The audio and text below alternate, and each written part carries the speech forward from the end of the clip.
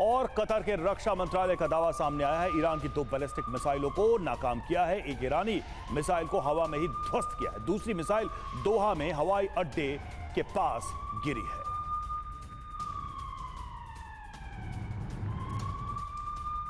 और कतर में ईरानी जासूस गिरफ्तार, IRGC के 10 जासूस गिरफ्तार करने का दावा किया गया। ईरान से जंग के बीच कतर में ईरानी जासूस एक्टिव हुए हैं, जिन्हें गिरफ्तार भी किया गया। खबर यही आ रही है कि IRGC के 10 जासूस गिरफ्तार किए गए हैं।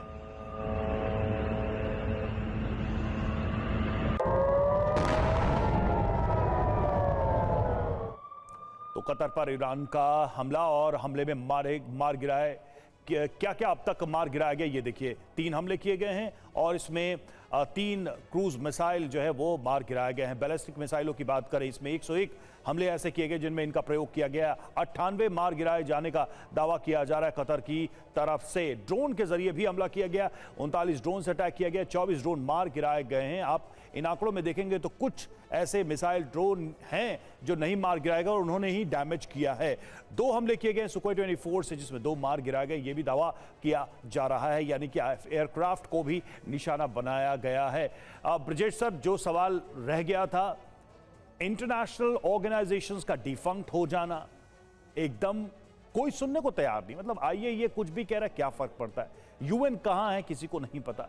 ऐसे में भारत जैसा देश जो एक न्यूट्रल मंच से देशों के बीच अपील करता था, एक अलग सी आइडियोलॉजी, ग्लोबल डिप्लोमेटिक आइडियोलॉजी चलती थी, जिसमें पहले नैम भी था, पहले था कि भाई पीसफुली काम कैसे कर सकते हैं, ये सब कुछ इररिलेवेंट होता जा रहा है क्या? और ये क्या किसी बड़ी वैश्विक आपदा का पहला स्टेज है? रवि, बहुत ही महत्वपूर्ण सवाल पे मुद्दा उठाया है आप। ये तो हम देख ही रहे थे कि यूनाइटेड नेशंस भी जो है या उसकी ऑर्गेनाइजेशंस धीरे धीरे उनकी प्रभुत्वता कम होती जा रही थी।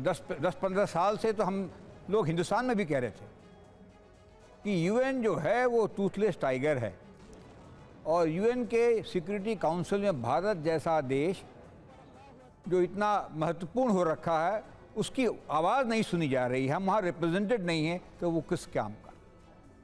तो ये तो डिग्रेडेशन चल ही रहा था। मगर हम देखते हैं कि जिस तरह से राइट विंग नेता, जो लीडर्स जो चुन चुन के आए हैं, जैसे ट्रंप साहब हुए, इतने सालों से चली WTO को उसने ख़त्म कर दिया। क्लाइमेट चेंजेस जैसे चीज़ें जिसके बहुत मुश्किल से कुछ समझौता हुआ था इंटरनेशनल लेवल पे, उसको ख़त्म कर दिया है। और जो बाकी लीडर्स जो हम देख रहे हैं, रशिया के अंदर पुतिन साहब हैं, 20-22 साल से शासन कर रहे हैं और वो अपनी जो चाहते हैं वो करवा लेते हैं। चीन की भी यही कहानी है। अगर टर्की देखते हैं तो एर्दोगान भी इस तरह की पॉपुलर। इटली के अंदर जो मैडम प्राइम मिनिस्टर बनी है, लेकिन सर क्या ये करंट रेजिम की समस्या है? क्योंकि इसके पहले भी इन्हीं पार्टियों के या इसी आइडियोलॉजी के साथ नेता आते रहे। अमेरिका की बात करें, रिपब्लिकन्स के न जाने कितने नेता है, लेकिन उन्होंने इन संस्थाओं को मजबूती रखा, इनको कमजोर नहीं किया, इनको बनाए रखा, प्रोटेक्ट किया, फंड किया, इनको एक रिस्पेक्टेड फोरम की तरह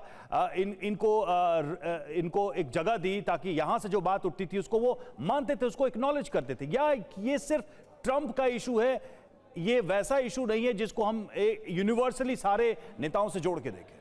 देखिए, शुरुआत तो शायद ट्रंप ने की थी, मगर ये मानना है कि ये चल पड़ा है। ठीक है। जो स्टेबिलिटी दुनिया में आई थी 1945 में सेकेंड वर्ल्ड वॉर के बाद में, और जो UN में पैदा हुआ था और ऐसे ऑर्गेनाइजेशन बने थे, वो चलता रहा आसानी से यूनिपावर वर्ल्ड तक। लेकिन जब से चीन चैलेंजर बना है, कुछ 4-5 साल की समय है, तब से ये पुराने वर्ल्ड ऑर्डर के ऊपर में स्ट्रेस आ गया है।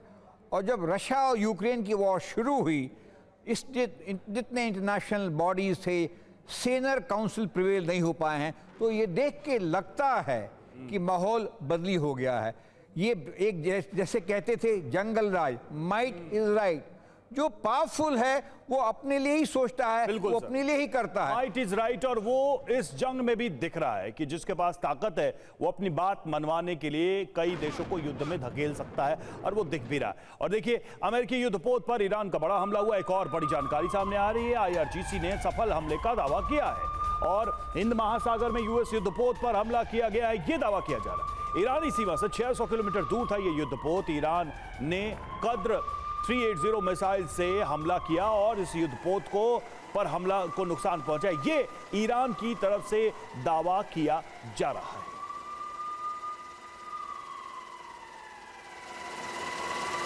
तो IRGC की तरफ से ये बड़ा दावा है और दावा ये किया जा रहा है कि युद्धपोत को डैमेज किया है, उसको हिट किया है। हिंद महासागर में यूएस का युद्धपोत जिस पर हमला किया गया है, ये कहा जा रहा है। पांडे सर, इस खबर को कैसे देखा जाए, कितना विश्वसनीय लगता है 600 किलोमीटर दूर जाकर हिंद महासागर में अमेरिका के युद्धपोत को हिट करने का दावा?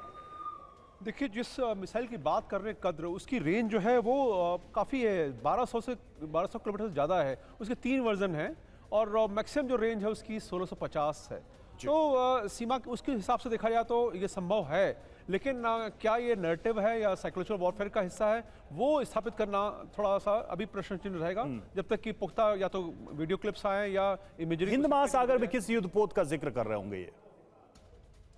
फिर से पूछ कहिए। हिंद महासागर में किस युद्धपोत का जिक्र कर रहे होंगे ये, जिसको ये दावा कर रहे हैं कि इन्होंने हिट किया है? देखिए, ये अभी लगभग 750 जो हैं वो वहाँ पर टैंकर्स हैं, वो जो और दूसरे शिप्स हैं, उसमें युद्धपोत है या नहीं, ये थोड़ा सा मुझे लग रहा है कि आप कैसे स्थापित कर रहे हैं कि वो युद्धपोत है। या तो पिक्चर ली गई हो या विजुअली किसी ने उसको एस्टेब्लिश किया हो, क्योंकि ऐसा कोई सिग्नेचर हो तो वो थोड़ा सा मुश्किल होगा कहना कि क्या है। लेकिन अगर पुख्ता खबर है उनके पास ISR के हिसाब से है, तो हो सकता है कि ये बात कर रहे हो जो इनका अब्राहम लिंकन में खास उस तरफ गया था शायद, या गैराल, मुझे ध्यान नहीं एग्जैक्टली। ठीक है, ठीक है। तो यानी लेकिन लेकिन ब्रजेश सर, ये एक प्राइम टारगेट तो रहा है कि एक युद्धपोत किसी भी तरीके से निशाने पर लिया जाए।